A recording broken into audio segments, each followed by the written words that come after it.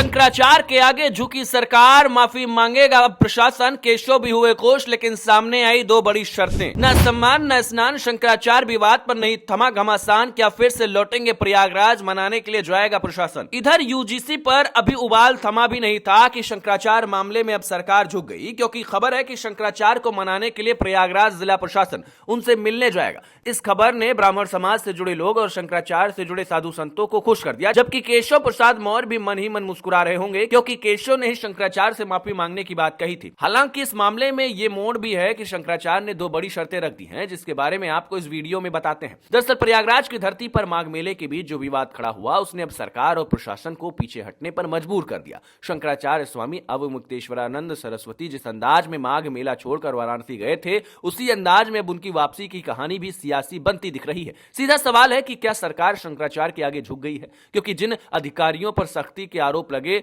वहीं अब माफी मांगने को तैयार है। सूत्रों की माने तो प्रयागराज प्रशासन अब शंकराचार्य को मनाने के लिए हर संभव कोशिश करेगा। माघी पूर्णिमा के स्नान से पहले हालात संभालने की कवायद तेज हो चुकी है और लखनऊ से लेकर वाराणसी तक हलचल साफ दिख रही है। अंदर खाने की खबर यह है कि लखनऊ से दो बड़े अधिकारी खुद वाराणसी जाकर शंकराचार्य से मिलने वाले हैं। यही अधिकारी उन्हें सम्मान के साथ प्रयागराज लाएंगे और उनको स्नान कराएंगे। कहा जा रहा है कि बातचीत लगभग तय हो चुकी है और जल्द ही इसका ऐलान भी किया जाएगा। प्रशासन को डर है कि अगर माघी पूर्णिमा के दिन शंकराचार्य स्नान करने के लिए नहीं आए तो फिर संदेश गलत जाएगा। यही वजह है कि अब प्रशासन पीछे हटता नजर आ रहा है। शंकराचार्य की शर्तें भी साफ है। पहली शर्त है जिम्मेदार अफसर खुले तौर पर माफी मांगे और दूसरे शंकराचार्यों का प्रोटोकॉल स्नान में लागू हो। इन शर्तों ने साफ कर दिया है कि ये सिर्फ स्नान का मामला नहीं बल्कि अब सम्मान की लड़ाई है। शंकराचार्य के मीडिया प्रभारी ने भी साफ शब्दों में कहा कि प्रयागराज प्रशासन को यह उम्मीद नहीं थी कि शंकराचार्य अचानक माघ मेला छोड़ देंगे, लेकिन जब ऐसा हुआ तो प्रशासन के हाथ पांव फूल गए। अब शासन के बड़े अधिकारी खुद संपर्क में हैं और भरोसा दिला रहे हैं कि माघी पूर्णिमा पर सासम्मान स्नान कराया जाएगा।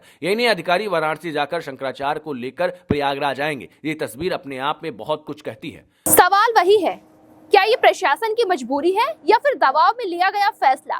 क्योंकि जब संत नाराज होते हैं तो असर सिर्फ धर्म तक सीमित नहीं रहता बल्कि राजनीति तक पहुंच जाता है। इस पूरे विवाद की जड़ 18 जनवरी की वही घटना है जब मौनी अमावस्या के दिन संगमनोच पर पालकी ले जाने को लेकर टकराव हुआ था। 12 दिन तक धरना चला लेकिन समाधान नहीं निकला। उल्टा प्रशासन ने उनके शिविर के बाहर नोटिस चस्पा कर दिया और पूछा कि आप किस बात के शंकराचार्य हैं। 28 जनवरी की सुबह जब शंकराचार्य माघ मेला छोड़कर वाराणसी चले गए तो प्रशासन बैकफुट पर आ गया। ये किसी को समझ नहीं आया कि अब हालात कैसे संभाले। माघ मेला और शंकराचार्य दोनों एक दूसरे से जुड़े माने जाते हैं। ऐसे में शंकराचार्य की गैर मौजूदगी प्रशासन के लिए बड़ा सिरदर्द बन गई। अब सरकार के स्तर पर भी हलचल शुरू हुई। कहा जा रहा है कि योगी भी इस मामले में काफी एक्शन में आ चुके हैं। माना जा रहा है कि संत समाज को नाराज रखना सरकार नहीं चाहती। यही वजह है कि अब नरमी दिखा रही है और माफी की बात सामने आ रही है। अब बड़ा सवाल यही है कि क्या शंकराचार्य प्रयागराज लौटेंगे और क्या ये विवाद अब हमेशा के लिए थमेगा। माघी पूर्णिमा का स्नान सिर्फ एक धार्मिक आयोजन नहीं बल्कि एक बड़ा संदेश होता है।